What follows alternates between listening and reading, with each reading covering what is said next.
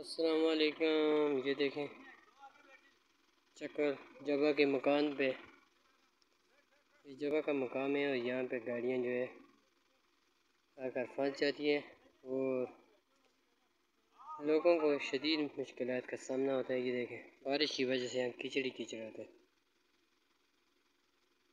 ये अभी गाड़ी फंसी हुई है, आप देख सकते हैं।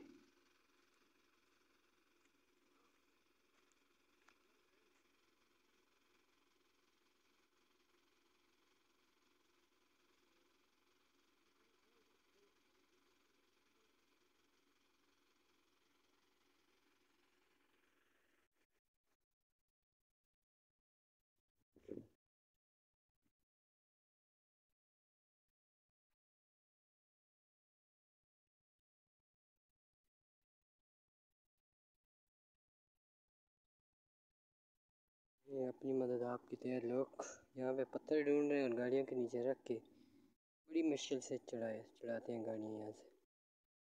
बारिश की वजह से यहाँ पे बहुत कीचड़ बन जाता है।